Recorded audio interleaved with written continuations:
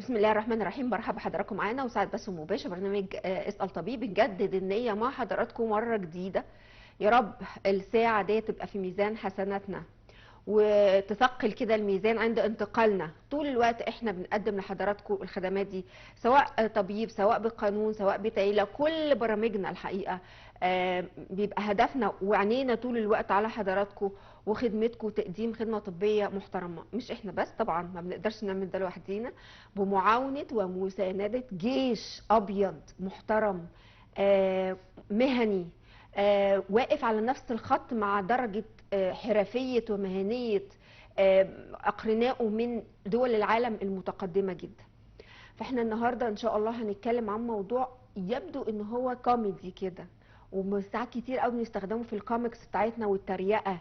المصريين شاطرين فيها قوي، بس الحقيقة احنا اكتشفنا إنه مش كل حاجة ممكن ناخدها بالاستخفاف ده، لأنه ممكن يبقى وراها مشكلة كبيرة لا قدر الله. خلوني بس ارحب بضيفنا اللي مشرفنا النهارده، الاستاذ الدكتور احمد نبيل سمنودي، استشاري جراحه الانف والاذن والحنجره وزراعه القوقعه بكليه الطب جامعه الازهر العريق. اهلا وسهلا اهلا بحضرتك يا بحضرتك فندم، يا اهلا دكتور بيك. مشرف. ما قلتش لحضراتكم احنا هنتكلم عن ايه؟ سسبنس، شفتوا بقى؟ احنا النهارده هنتكلم، نلعب مع بعض يا روستي بقى. احنا النهارده هنتكلم عن موضوع بيضايق الستات جدا من الرجاله غالبا، لكن في بعض الستات بتعمله برضو فالرجاله يتضايقوا وممكن يسجلوا لهم كمان عشان تبقى دي ورقه ضدهم. واستخدموها كتير جدا القوى الناعمه، الدراما والافلام وما الى ذلك، علشان يوضحوا امور معينه او يرسموا ابتسامه على وجوه المشاهدين. بس زي ما قلت لحضراتكم ان الموضوع ساعات ما بيبقاش بنفس الفكاهه دي. النهارده هنتكلم عن الشخير وما ادراكم ما الشخير بقى. الاحصائيه الموجوده معايا اللي حضرتها لي زميلتي العزيزه بوجه لها تحيه اكيد، داليا حسني، قالت في الاحصائيه ديت انه 57% من الرجال ان لم يكن اكتر بيعانوا من الشخير، وفي طبعا نسبه من الستات اللي هم 40 اقل شويه. انا شايفه ان دي في الستات مبالغين شويه يا دكتور، مش ممكن يبقى تحيز ده؟ اقل مش شويه صح؟ تحيز. بيعانوا من الشخير برضه. بس احنا فعلا ما بنحسهاش، ولا الست شخيرها مختلف عن الراجل، يعني التون بيبقى مختلف وما الى ذلك، ولا ما بتبقاش حاسه بنفسها. هو مش الست، هو دايما الاذر بارتنر هو اللي يشتكي، يعني اه مش شريكي حاسه بحالها. الشريك هو اللي بيشتكي اه دايما. اللي بيجي المريض مش بيقول انا بشخر، اه بيقول انا مراتي متضايقه مني، اه فانا عرفت وهي قالت لي ان انا بشخر، مم. او انا اخويا بينام معايا في الاوضه وقال لي، انا زوجي قال لي ان انا بشخر، ده فدايما. الناس الحالات اللي هي عارف مش حد قوي، الحالات الحاده بقى تلاقي الجيران هم اللي بيشتكوا والحاجات ديت. ف... ففعلا ده بيحصل والله. اكيد طبعا. انا بس عايزه اعرف من حضرتك، انت موافق على كل الكلام اللي انا قلته في المقدمه ولا انت ليك تحفظ على حاجه؟ لا طبعا، هو فعلا الرجاله اكتر من الستات. مم. التون زي ما حضرتك قلتي هو مختلف، لان درجات الشخير مختلفه حسب الانسداد، في قليل وفي اعلى، وفي كل ما الانسداد يزيد كل ما الشخير يعلى، لغايه ما نوصل ننتقل من الشخير لمرض اخر اللي هو الانسداد او مم. انقطاع النفس اثناء النوم. مم. فكل دي خطير بقى. طبعا دي حاجه خطيره، فكل دي هي الدرجات مم. والتونز اللي حضرتك اتكلمتي عنها. طيب الشخير هو ايه بقى؟ يعني منين بيحصل الشخير ده؟ وهل هو مرض في حد ذاته يا دكتور ولا هو عرض لمرض تاني؟ هو الشخير اولا ده صوت بيحصل لما يحصل اهتزاز في الانسجه اللي في الحلق، الانسجه الرخوه، اللهاه وسقف الحلق، الانسجه دي تهتز عشان الهواء بيعدي من مكان ضيق. مم. الطبيعي ان احنا بنتنفس ما يبقاش فيه صوت اثناء النوم. اه صدور الصوت ده معناه في انسداد، ودي مع ارتخاء في بعض الانسجه. بسبب ايه بقى؟ يعني ليه الانسجه دي بترتخي عند ناس وناس تانية؟ ده انا بشوف اطفال بيشخروا يا دكتور، بقى الاطفال مستغربه قوي. الاطفال الحقيقه مشكلتهم بتبقى غالبا واضحه وسهله التشخيص. والله. معظم حالات الاطفال بسبب تضخم حجم اللحميه خلف الانف مم. او تضخم حجم اللوزتين، اه دي اشهر الاسباب في الاطفال. مم.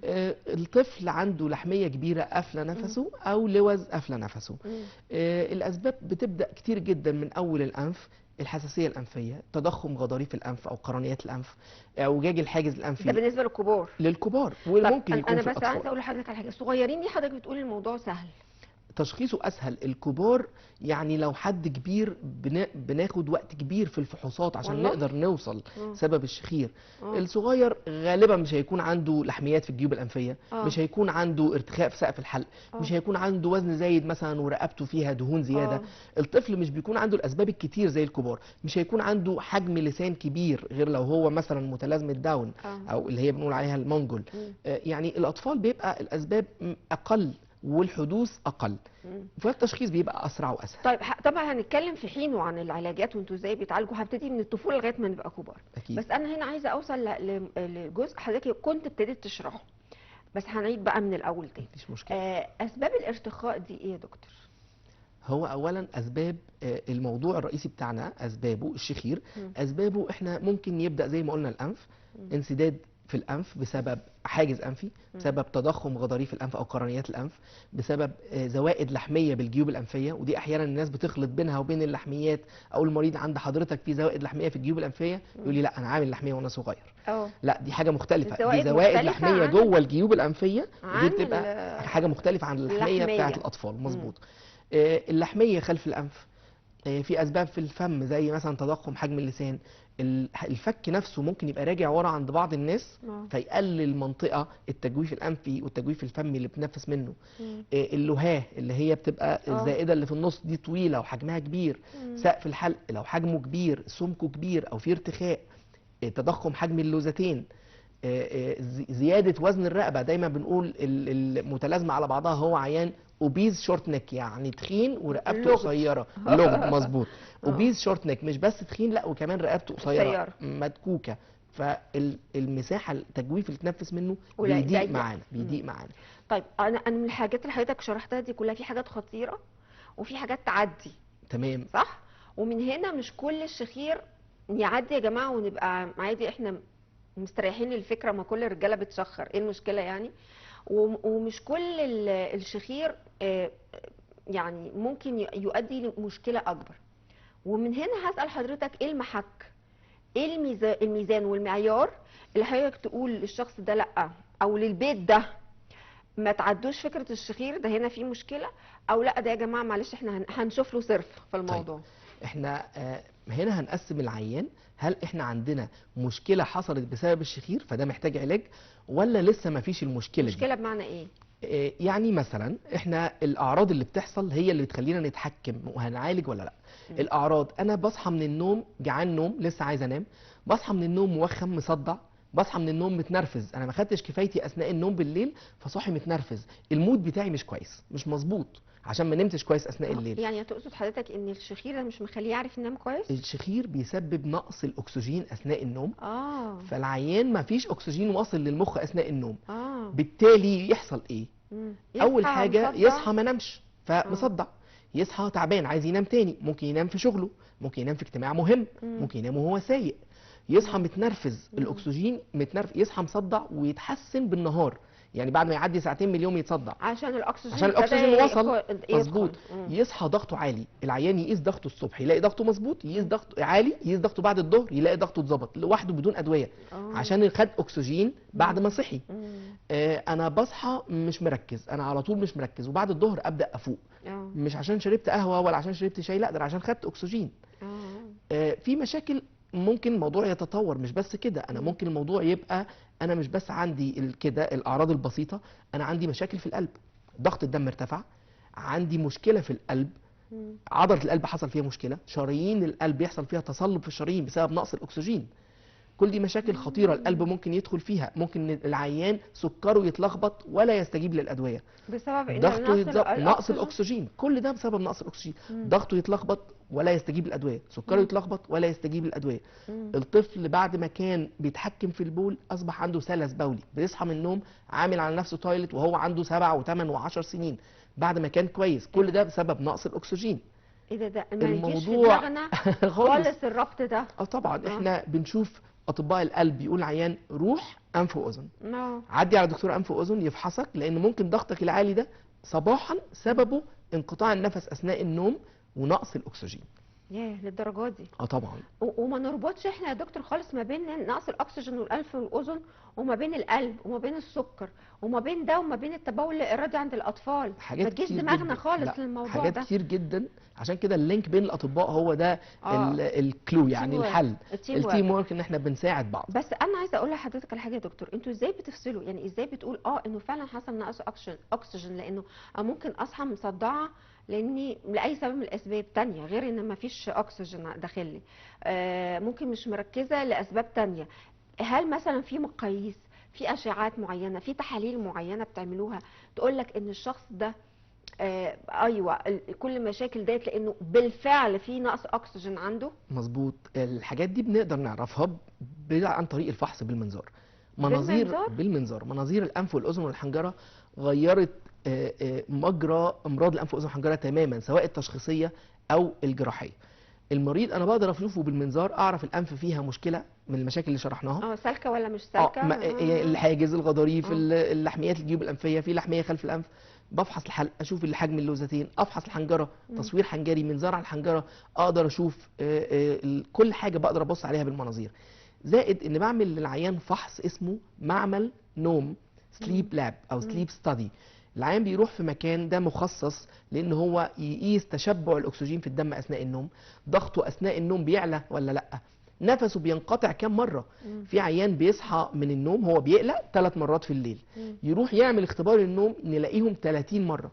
ياه، هو مش بيحس ب3 بس، لكن نفسه بيقطع فعليا 30 مره اثناء النوم. خطيره. كل مره النفس بيقطع فيها بيقل معاها نسبه الاكسجين في الدم، معرضين لخطر الوفاه. ضربات القلب تفضل تهدى تهدى تهدى، وفجاه نقص الاكسجين ويزيد ثاني اكسيد الكربون يحفزنا ان احنا نصحى، فاقوم اخد نفس كبير. ده اكسجين عايز اكسجين، محتاج اكسجين.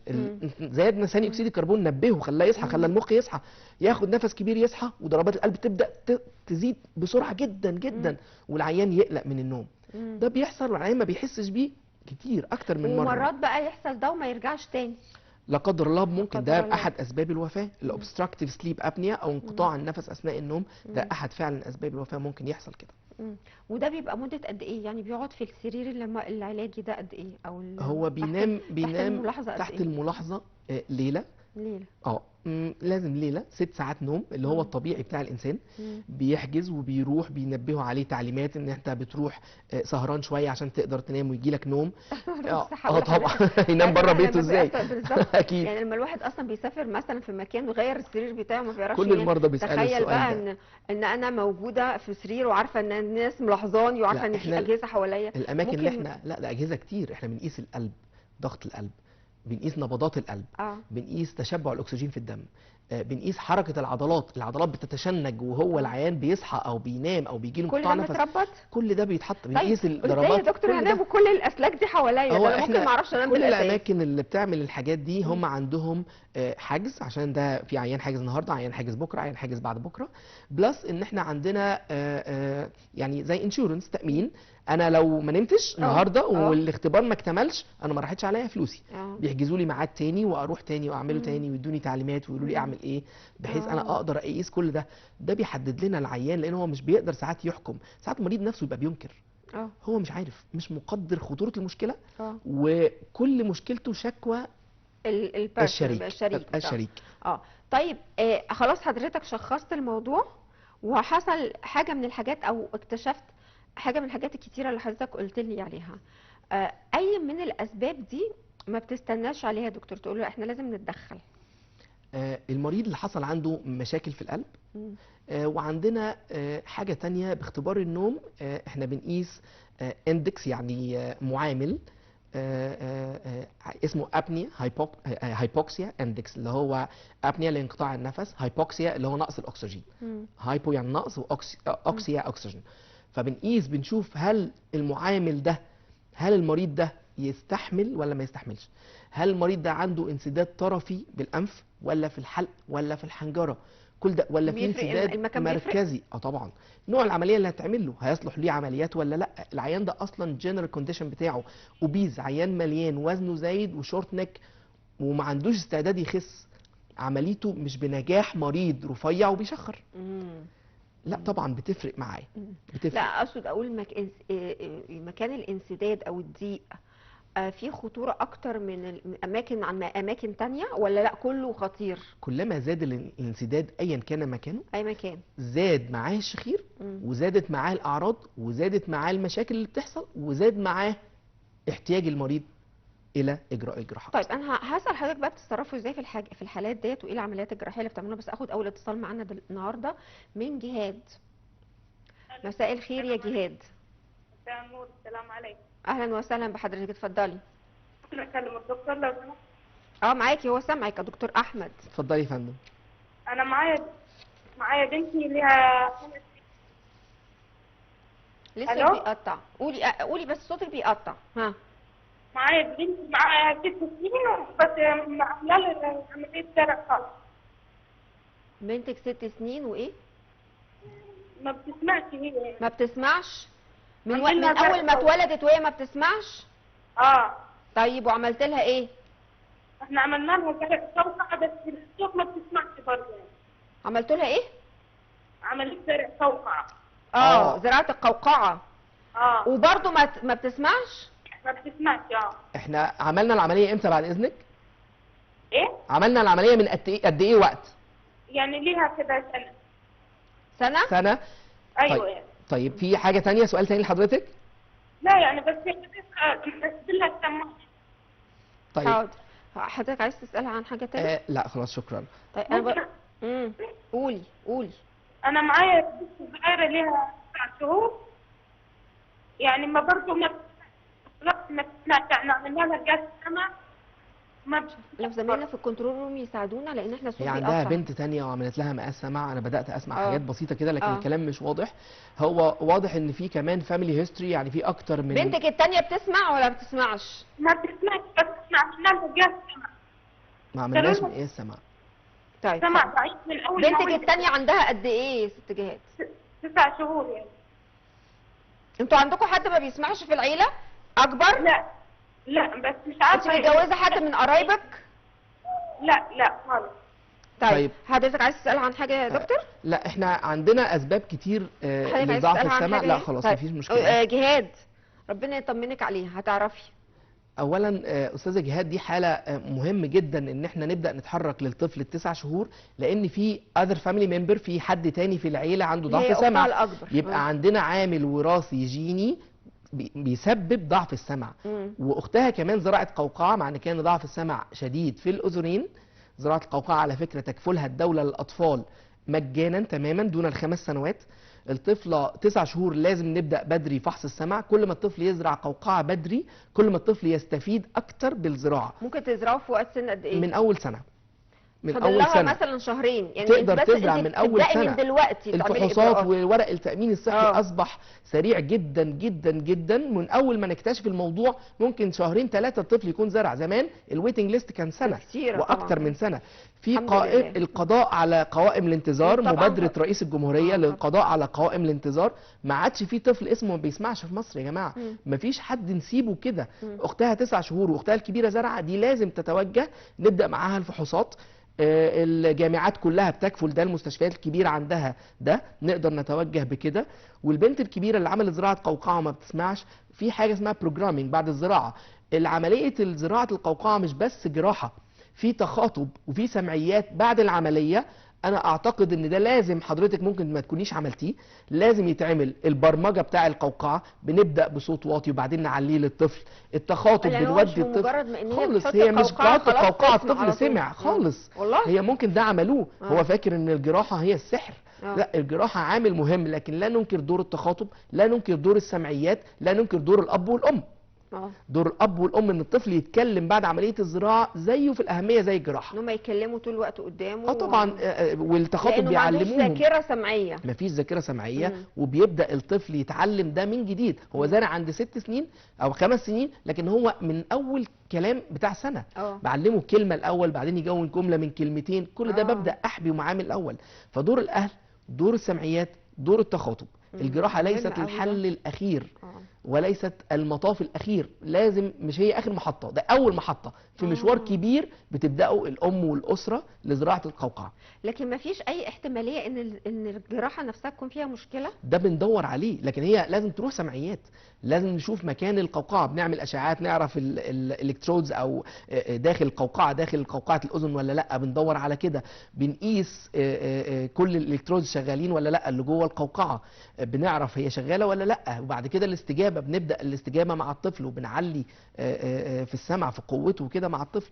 فواضح ان احنا فاكرين ان الجراحه هي الحل النهايه، الاوحد لكن والامثل. لا، احنا لسه ما بدأناش المشوار. المشوار هو طيب اعملي التخاطب. كل الاجراءات ديت يا ست جهاد عشان تلحقي بنتك اللي هي عندها 6 سنين، 6 سنين صح، واللي عندها 9 شهور دي من يعني دلوقتي. طبعا بكره طبعا.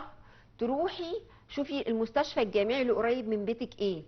محدش يقول لي انا معيش فلوس، عندنا بيوت خبره يا جماعه، استفيدوا منها كتير. كليه الازهر، كليه طب القصر العيني، كليه طب عين شمس، في كل حته في كل محافظه تروحي تشوفي فين العياده الخارجيه، صح يا دكتور؟ مظبوط. العياده الخارجيه اللي بتخرج من تحت عباءه مثلا قسم الانف والاذن، وتكشفي باسعار بسيطه جدا، يعني مش عارفه 3 جنيه ولا حاجه. غالبا مجانيه في معظم يعني حاجة المستشفيات كده الجامعيه. وعياده السمعيات نفس الكلام، بنعمل اجراءات السمعيه اللي الطفل محتاجها. مقياس السمع الكمبيوتر، الطفل ال9 شهور ده بيتعمل له مقاس سمع كمبيوتر. ده مكلف جدا بره، عندنا مجانا. فبنعمل مقاس سمع كمبيوتر، بنقيس الانبعاث الصوتي للقوقعه عشان نعرف مشكله في القوقعه والعصب السمعي، بنعمل اشعاعات مقطعيه واشعاعات رنين مغناطيسي على القوقعه. اعملي ده ارجوكي، كل ده سهل، بنتك. كل ده سهل. وكل ما تدخلتي سريعا زي ما دكتور احمد قال اكيد كل ما النتيجه هتبقى مبهره، بس لازم بعديها كل الاجراءات اللي لازم تاخديها في التخاطب والسمعيات زي ما قال دكتور احمد. الموضوع مش مجرد عمليه وخلاص يا جماعه. زي اللي اتكلمت معانا النهارده هي خبره، زرعت لطفل قبل كده، ده هي اللي تقول للناس يروحوا ازاي ويتحركوا ناحيه التامين ازاي ويعملوا الاجراءات ازاي. هي مادام زرعت الطفله ال6 سنين لازم تجري لل9 شهور، ربنا يقويها ويعينها من دلوقتي، من النهارده ان شاء الله. وترجعي تكلمينا تقولي لنا ايه، ونبقى على تواصل مع دكتور احمد عشان يفرح ب يعني حصاد اللي هم بيعملوه الحقيقه. أكيد. ولو حتى بالنصيحه، ولو حتى بامشي في الطريق ده ما تمشيش في الطريق ده. دكتور انا كنت عايزه اسال حضرتك لو الانسداد، كنت سالت حضرتك ايهما خطوره، فقلت لي الانسداد او القلب، لانه لا قدر الله ممكن واحد يجيله انسداد خلاص الموضوع يخلص. بس قبليها، لان دي حاجه مهمه قوي، الناس اللي حواليه ازاي يبقى عندهم الوعي ان يقولوا الشخير ده ما نضحكش عليه، لا خلي بالنا ونشجع الشخص ده ان هو يروح للدكتور لو ما بيبقاش حاسس، او لا الشخير ده يعدي. الشخير بيبقى ليه شكل معين متقطع بيفوق، يعني تقدر تعرف وانت حد بيشخر قدامك الشخير ده طبعًا. مش صح؟ طبعا. الصوت العالي جدا مع الشخير رقم 1. رقم 2 حدوث نوبات انسداد، بيتخنق اثناء النوم وبشوفه بيتفزع. عدد المرات ما يفرقش معايا، ما دام ده حصل وانس اذا هو بيحصل كتير طول الليل. بنشوف عيان بيتخنق 30 و40 مره. يبقى الصوت العالي قوي، الشخير درجته عاليه، انقطاع النفس، حصول انقطاع النفس. العالي قوي ده ايه معناه؟ ان هو بيعمل مجهود كبير علشان ياخد الهواء، صح؟ ان في انسداد قوي. ده بيرفلكت ان عندنا انسداد جامد.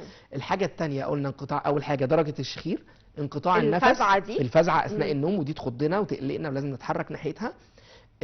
النوم بالنهار بنام على نفسي ومصدع جدا، كل يوم بصحى مصدع ومش لاقي اسباب.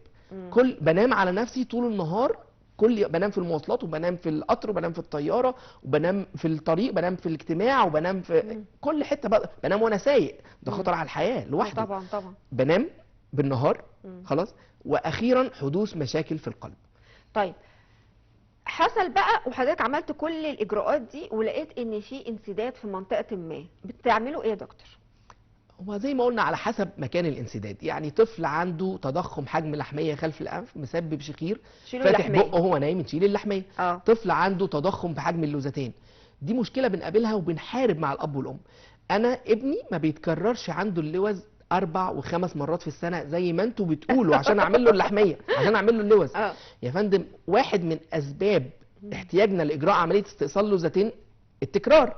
بس في اسباب ثانيه الناس مش حافظه غير التكرار. ربما يكون اخطر كمان، مثلا حجم اللوزتين كبير وعامل للطفل شخير او انقطاع نفس اثناء النوم، بس يا دكتور ما بتتكررش. لا، ما هي حجمها كبير وبتقطع نفسه، لازم تتعمل. هي مزمنه بالفحص، لازم تتعمل. في اسباب كتير نعمل عشانها اللوزتين، مش بس التكرار. فالاب والام بيبدا يفهم ويقتنع، ابني فعلا فاتح بقه وهو نايم، ابني على طول بقه ريحته مش كويسه، على طول صاحي ريقه ناشف لانه فاتح بقه طول الوقت، فاتح بقه طول الليل. ده بيحصل حتى مع الكبار. رائحه الفم الكريهه، تكرار التهاب الحلق، ده مش لوزتين ولا حاجه، ده ما عندوش لوز، ده هو رائحه الفم كريهه والحلق بيتكرر التهابه بسبب ان هو ما بيتنفسش من مناخيره، بيتنفس من حلقه. عندنا انسداد بسبب الانف، اعوجاج في الحاجز الانفي، بنعمل عمليه استعدال للحاجز الانفي. اعوجاج الحاجز الانفي ده، بس انا عايزه اناقش حضرتك. قولي لي، اتفضلي. بس اخد استاذه مريم. اتفضلي. مساء الخير يا استاذه مريم. هتكلمينا مره ثانيه، هكلمينا مره ثانيه يا مريم. خلوا بالكم من النقطة الخاصة باللوزتين. دكتور أحمد بيقول إنه مش السبب الوحيد لعمل عملية اللوز هي تكرارها أكتر من 3 أو 4 5 مرات، ممكن يكون تضخمها فالأولاد مخنوقين. مظبوط. حضرتك ابتديت تقولي دلوقتي على فكرة ثانية، اعوجاج دي بقى فيها قصة، يعني في مدارس سمعتها، في ناس تقول لا أخليها، في ناس لا بتقول لا ما دي صعبة جدا، ما ينفعش ان احنا نعملها، وفي ناس تقول لا لا بالعكس ده بسيطه خالص واحنا كنا بقينا شطار خالص فيها. اين الحقيقه؟ خليني اقول لك رقم هيخضك. 70% من البشر مش من المرضى، من البشر عندهم اعوجاج في الحاجز الانفي. والله يعني احنا 10 في الاستوديو عندنا 7 الحاجز الانفي معوج. هل ال7 دول محتاجين يعملوا عمليات؟ لا طبعا. احنا بس بنعمل عمليه او بنبدا نتحرك ناحيه المريض اللي الحاجز الانفي عنده عامل اعراض زي الانسداد، زي الصداع، زي انه بيشخر مثلا، موضوع حلقتنا النهارده. يعني في مشكله بسبب الاعوجاج. الاعوجاج في حد ذاته، انا بفحص مريض جاي يشتكي من ودنه، بفحص الانف والاذن والحنجره. لما افحص الانف والاقي الحاجز الانفي معوج ما بقولوش. لما اقول له بنبهه ويفتكر ان هي مشكله خالص. الحاجز الانفي معوج مش قافل مجرى التنفس. عشان كده المناظير هي الحل. انا بالمنظار بصيت على الحاجز الانفي وقدرت ادخل بالمنظار من اول مناخير العيان، دخلت لغايه حلقه بالمنظار. يبقى الحلق المنظار معدي. كل ده. شفت كل ده، المنظار عدى، العيان ده بيتنفس كويس، الحاجز معوج وماله، هو ما بيشتكيش. يعني لما بيكون معوج ما بتقدرش تخش بالمنظار يا دكتور؟ لا ما بقدرش اعدي. لا والله. طبعا ما بقدرش اعدي، وهو الناحيه دي المريض بيكون بيشتكي منها. يقول لا يا دكتور مش هيدخل من هنا اصلا، ما مقفول. انا اصلا ما بتنفسش من هنا، انا عايش بناحيه واحده طول عمري. هي دي الحاله اللي لازم تعمل. ده اللي ساعتها نعمل. طيب احنا بقينا شطار فعلا في الاعوجاج الاستعدال بقى. استعدال الاعوجاج الانفي ولا صعبه العمليه دلوقتي بتتم بالمنظار. وقت قليل جدا في اجراء الجراحه. رؤيه واضحه باستخدام المنظار. بنشيل الاول، زمان كنا بنشيل الحاجز الانفي اللي قافل مجرى التنفس، بنشيل الحاجز الانفي. دلوقتي بنشيل الجزء البسيط من الحاجز الانفي اللي عامل انسداد ونسيب بقيه الحاجز الانفي. والله طبعا. قللنا وقت الجراحه، قللنا الكومبليكيشن والاعراض والمشاكل اللي بتحصل بعد الجراحه بسبب استخدام المناظير في الجراحات. يعني مش بس المنظار بيشخص، كمان هو اللي بيتم بيه اجراء الجراحه لاستعدال يعني الحاجز الانفي. يعني في نفس الوقت تشخص، ولو لقيت مشكله بتعملها. طبعا. ده بس ده في العياده وده في العمليات. طبعا اكيد اكيد. لكن سهله وبقت بسيطه. طبعا. ونتائجها بقت عاليه، والمريض بيستفيد وهو بيحس بالفرق ده مجرد بعد ما يشيل الفتيل. تاني يوم يقول لي دكتور انا عمري ما خدت النفس ده قبل كده، انا عمري ما اتنفست كده، انا مبسوط، انا حاسس ان انا هشد هوا الاوضه كله. انا يعني حاسه بالاحساس ده. جربوها لما مثلا نبقى احنا عندنا شويه زكام. مظبوط. ومناخيرها تبقى قافله شويه. مظبوط. تخيلوا كم من النرفزه والضيق والاحساس بان انت فعلا بتغطس، انت غرقان فانا قادره احس الاحساس ده. طبعا بتخيل ده شخص هو عايش كده طول عمره، مش بس اثناء البرد. دي حاجه فعلا. طبعا. برضو تاني يا دكتور، عشان كده احنا طول الوقت بنغبطكم، لان انتوا بتشوفوا الفرحه ديت يعني. اكيد طبعا. ده فدي بتبقى حاجه لا تقدر بثمن. احسن حاجه عند الدكتور الابريشيشن، ان المريض يجي بيشكره او شايف في عينيه انه مبسوط ان عمليه الدكتور نجحت. ده لا يساويه فرحه. طيب اللي حاجز الاعوجاج الحاجز الانفي، القرنيات الانفيه او الزوائد الانفيه، الغضاريف الانفيه. لا مش بنشيلها، ما نقدرش نشيلها. ده لها دور، بتدفي الهواء، فيها اجسام يعني مضادات تقدر تساعدنا على التخلص من الميكروبات والبكتيريا، اجسام مضاده واجسام مناعيه ما نقدرش نشيلها، طبعاً بتدفي طبعاً. الهواء دي. بنشيل جزء اللي قافل مجرى التنفس، هو اسمها استئصال جزئي للغضروف الانفي. احيانا بنحتاج نعمل لها كي، ودي عمليه بسيطه وسهله. احيانا بنحتاج نعمل جراحه واستئصال جزئي ليها، على حسب هي متضخمه قد ايه وقافله مجرى التنفس قد ايه. ودي برضو نتيجتها بتبقى وقتيه؟ على طول العيان بيحس بيها على طول مباشره طول. بعد العمليه. طبعا يعني انت بتعرف ان طبعا العمليه نجحت ولا لا بعديها بكام ساعه؟ تاني يوم. تاني وانا يوم. وانا على الترابيزه اوريدي، وانا على الترابيزه بس العيان نايم، انا بتتأكد- ببقى عارف. بتتاكد ال- تاني يوم وانا تلاقيه بيتنفس. وانا جوه العمليات ده انا ببقى عارف، وعرفت عمليتي نجحت. مم. الحاجه الثانيه اللي انا بستناها البيشنت ساتسفاكشن، رضاء المريض بتاعي. الرضا اهو. انت كنت مبسوط قبل العمليه؟ لا مش مبسوط. انت دلوقتي مبسوط؟ طب تقدر تقول لي من 1 ل 10 قبل العمليه انت كنت فين؟ يقول لي انا كنت مثلا 3. طب ياه. دلوقتي انا بقيت 8. لا كده كويس. مم. لا انا بقيت 9، انا 10 على 10. ده هو الفرق بتاعنا. الناس دي بتحتاج متابعات ما بعد العمليه يا دكتور يعني، ولا خلاص مجرد ما حضرتك اطمنت؟ مثلا Go ahead. عيان استعدال الحاجز الانفي ده بيجيني مره اشيل الفتيل، مره تانية ننظف مناخيره بعد العمليه وما بشوفوش. خالص. بس بشوف من وراه مرضى كتير بييجوا. انا الدكتور حضرتك محمد اخويا عملت له عمليه، محمود اخويا عملت له، وما شفتش محمود ده تاني. هو فعلا مش محتاج متابعه، هو عمل العمليه وخلص. عنده زوائد لحميه بالجيوب الانفيه، كل الجيوب الانفيه مليانه زوائد لحميه بسبب الحساسيه. وصلت من جوه التجويف الانفي، دخلت جوه الانف وقفلت الحاجز، قفلت التجويف الانفي. العيان ده عملنا له عمليه الزوائد اللحميه بالجيوب الانفيه بالمنظار، اتحسن. راح الشخير، راحت انسداد، راح الاعراض، راح المخاط خلف الانف، كل الاعراض راحت.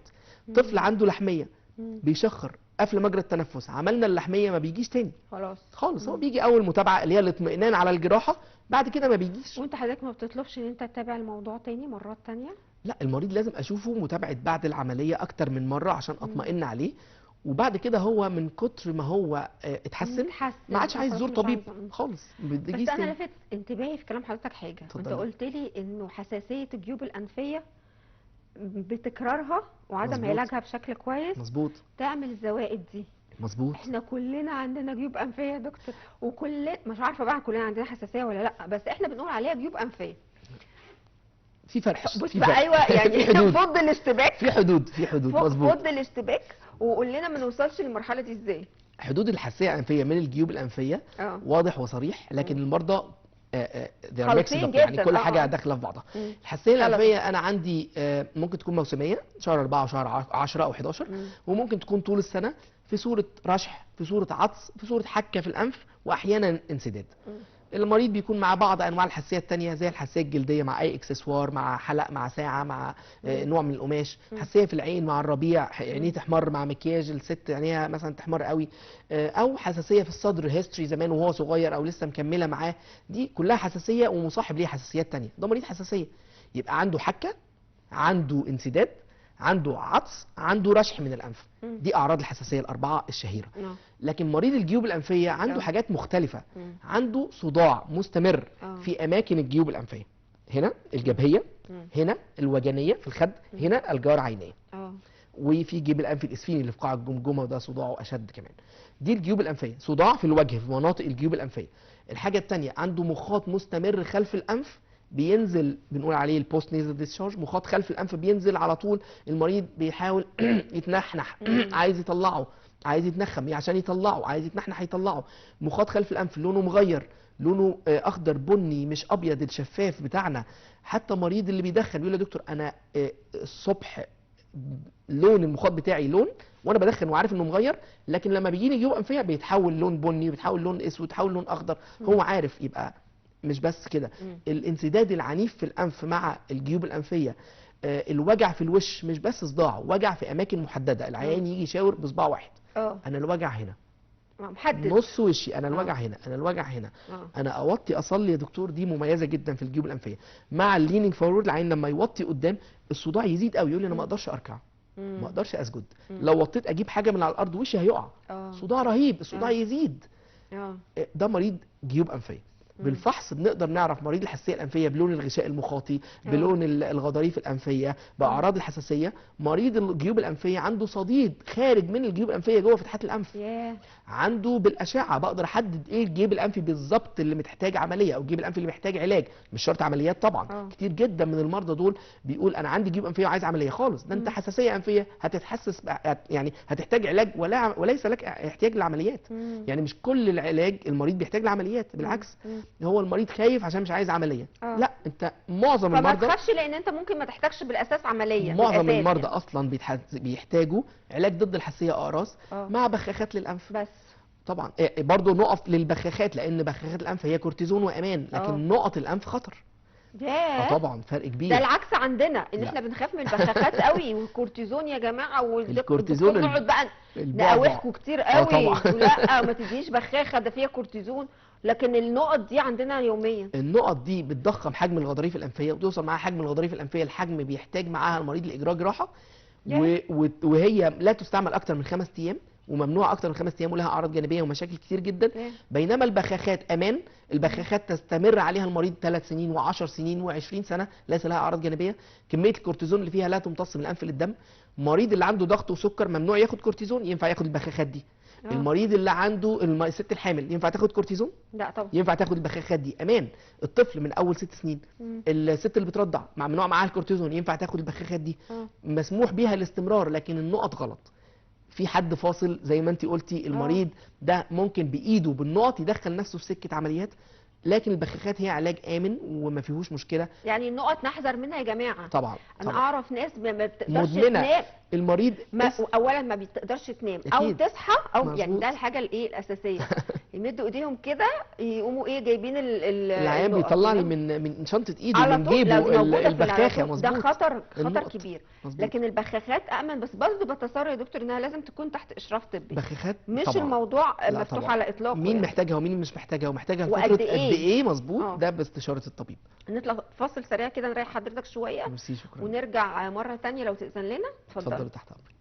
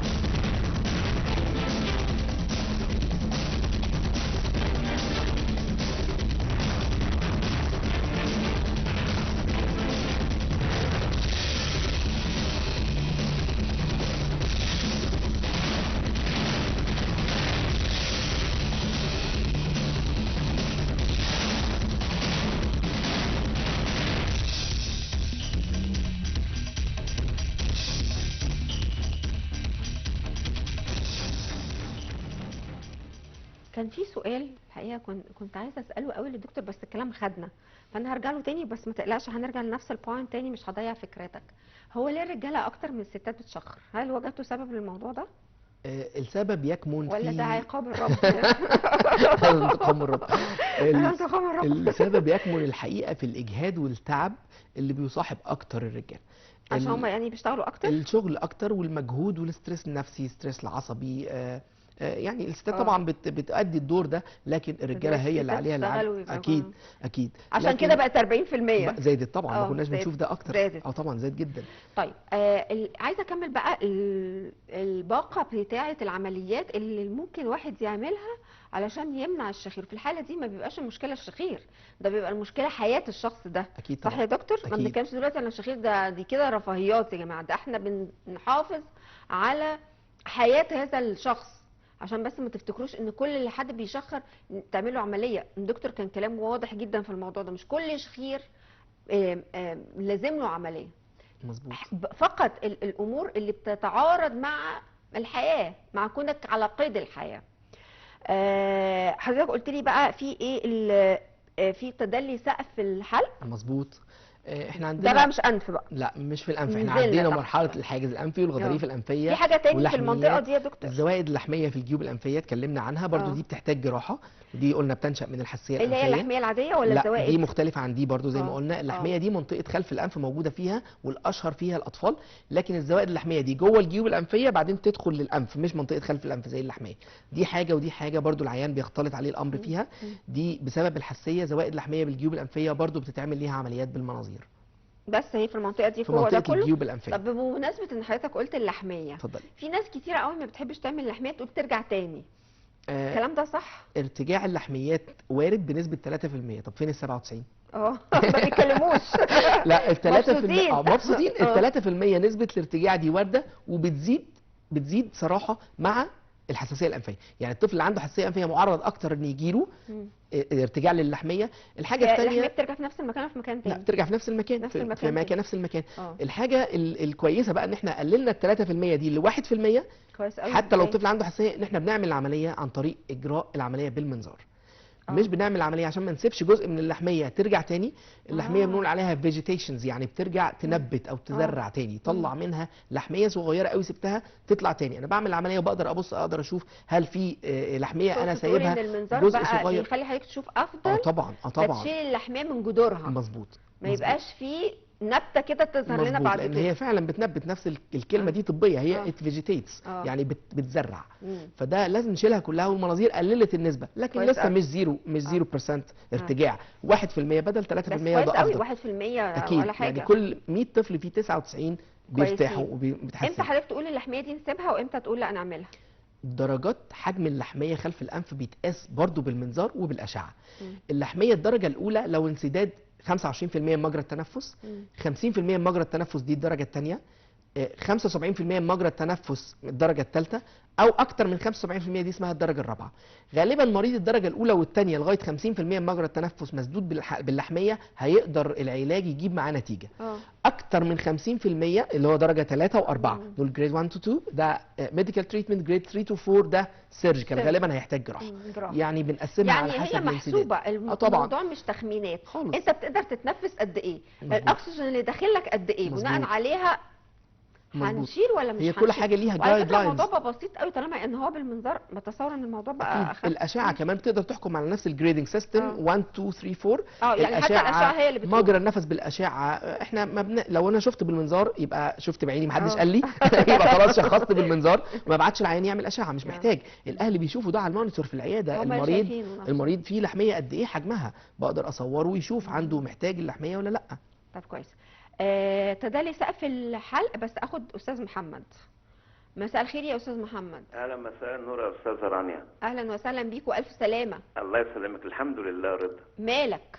لا مفيش حاجه. انا حضرتك انا كل 6 اشهر كده بعمل غسيل للاذن من الشمع.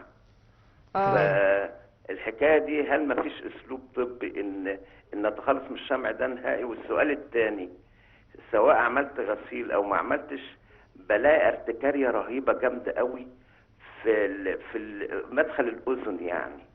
تمام. كان برضو في دكتور كتب لي دواء، انا طبعا مش عارف ان ممنوع الاسماء، حتى انا نسيت اسمه، ما استعملتوش لحد دلوقتي. الحمد لله. بس انا عارفه ان انت واعي يا استاذ محمد، طالما قلت لا ممنوع يبقى انت كده متابع جيد. طبعا، ما انا واعي. على فكره انا متابع حضراتكم يوميا.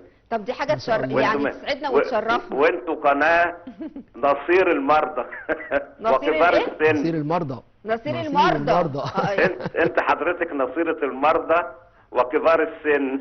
والله انا ده شرف كبير قوي، لو انا فعلا نصيرة المرضى وكبار السن ده انا ابقى فخوره بنفسي قوي يا استاذ محمد. والله الله يخليك، ربنا يديكم الصحه والعافيه، وانتوا بركه البيوت المصريه. الله يخليك يا فندم. يعني احنا طول الوقت عايشين بحسكم.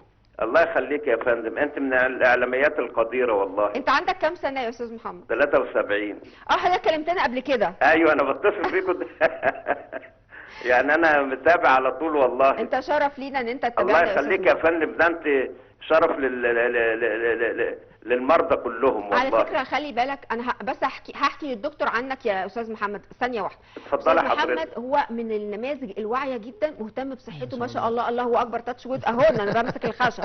الحمد لله. ومهتم جدا بنفسه وواعي جدا لصحته، وهو ده النموذج. هنحط حضرتك كده نبراس لينا، لان كلنا لازم نبقى مهتمين قوي بصحتنا للدرجه ديت، وربنا يديمها عليك يا رب. الحمد لله. فانت بتقول فيما يخص ودنك يا استاذ محمد، سواء عملت الغسول ده او لا بيبقى كل 6 عندك شهور. الحكه دي، صح؟ في اول مدخل الاذن، يعني مش في الداخل. مش في الصح، مش الدواء اللي هقوله للدكتور حضرتك هو دواء قطرات للعيون، لكنها تستخدم للاذن. عرفتها؟ بس قريت حضرتك النشره يا دكتور احمد، هي ما لقيتش فيها ولا اشاره للاذن، كلها عيون كل النشره. لا هي وصفه صح اللي حضرتك تحت. لا ما اقصدش، انا بقول المعلومه دي. تمام. هي فحضرتك اتجنب ازاي الغسيل اللي كل شهر؟ وبعدين الحكه دي متضايقني جدا، يعني دي صفه مستمره، يعني مش عايز اقول في اليوم كذا مره يعني. حاضر يا استاذ محمد، تحت متشكرين جدا يا استاذه رانيا، ومتشكرين يا دكتور احمد. انا بشكرك جدا يا استاذ محمد، الله على المكالمات الحلوه اللي بتبثلنا طاقه ايجابيه وتدينا كده يا دكتور. على فكره احنا لما بنسمع المكالمات دي بنخرج عايزين نكسر الدنيا، عايزين نعمل لكم افضل حاجه، عايزين نعمل لكم احسن حاجه، مش انا بس، انا وكل الجنود اللي مش مجهولين اللي ورايا، لانه فعلا التقدير ده حاجه مهمه جدا. لما تحس انه اللي انت بتعمله ده تو ذا بوينت بيوصل للناس، خلاص انت عايز ايه اكتر من كده؟ فانا بشكركم جدا جدا لمكالماتكم الرائعه ديت، وطبعا الشكر موصول بدونهم ما كناش هنقدر نعمل اي حاجه. الاساتذه والدكاتره والبروفيسورات اللي اسمهم يكاد يكون على نفس الخط مع نظائرهم في دول العالم المتقدم، اللي طول الوقت بنفخر ان هم موجودين معانا. الجيش الابيض الرائع طول الوقت كان مساندنا وفي ظهرنا وما زال. فجزء بس ناخد زيكم حته صغننه كده من الحاجات الحلوه اللي انتم بتشوفوها. يعني انا سعدت بمكالمه استاذ محمد صراحه، يعني من الناس اللي يعني نعتز بمكالمتهم. انا الاول تكون الشمع بنقول ان هو حاجه صحيه فسيولوجيه الجسم بيعملها. الطبقه الشمعيه دي حاجه حمايه ربنا خالقها، تكرارها كل 6 شهور ده لا يعني امراض تماما. في مريض كل 6 شهور، مريض كل سنه، مريض كل سنتين، في مريض ما بيغسلش ودنه ولا بيتكون فيها شمع طول عمره. لا السن بيكون لها علاقه ان بيحصل ضيق شويه في القناه بسبب ارتخاء الاذن شويه، وضيق في الغضاريف شويه بتاعه الاذن. لكن في مريض صغير، شاب صغير بيغسل كل 6 شهور او كل سنه. معدل تكون الشمع مختلف من انسان لانسان زي العرق بالظبط. الخلايا اللي بتفرز الطبقه الشمعيه عنده بتكون زياده شويه. انا ازاي اخلي استاذ محمد بدل ما يزور دكتور بتاعه كل 6 شهور يزوره كل سنتين؟ ان احنا بنخلي الشمع ده ناشف. الشمع الناشف الاذن تقدر تطرده لوحدها. لما انا استحمى او اغسل شعري او انزل بسين او اروح البحر، بحط سدادات اذن او الابسط قطنه وفازلين. بحط كيس قطن وفازلين، احط قطنه وعليها فازلين، احط القطنه الاول بعدين احط عليه الفازلين من بره عشان الفازلين ما يوسخش وداني من جوه. وبعد كده انا بستحمى باخد الدش بتاعي، بحط سدادات ودان وانزل البحر، احط سدادات وانزل بسين. الشمع يفضل ناشف، لما بيشرب ميه حجمه بيزيد ويبقى طري، الاذن ما تقدرش تطرده. طول ما هو ناشف الاقي يقع هنا، ينزل يخرج، اقوم الاقي على المخده. فمعدل الخروج بتاعه او طبيعه طرده اللي هو ربنا خلقها لنا بتبقى طبيعيه. طيب والحكه؟ الحكه دي ارتكاريا، هو متشخص صح ما شاء الله عليه، يعني عارف تشخيصه. الحكه الارتكاريا دي حاجه جلديه مصاحبه للجلد بتاعه، موجوده في قناه اذنه الخارجيه.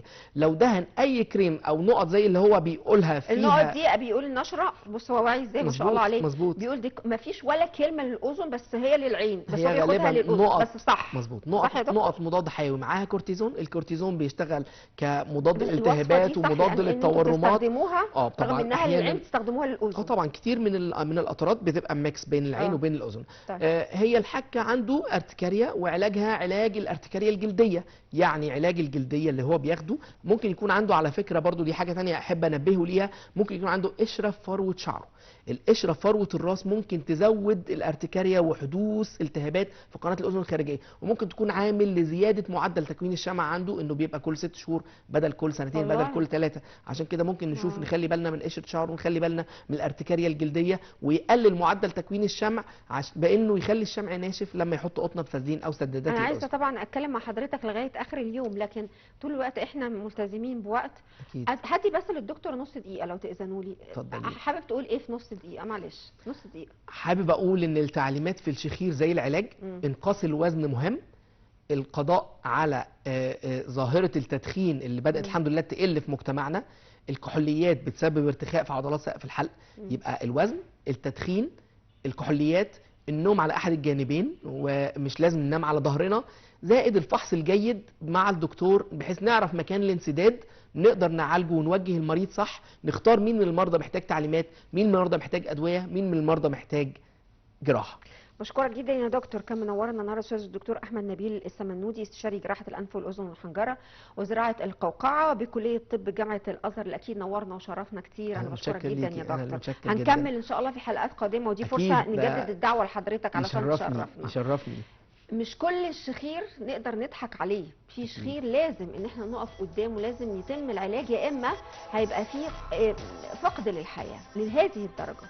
طول الوقت بتمنى لحضراتكم الصحه والعافيه والسلامه.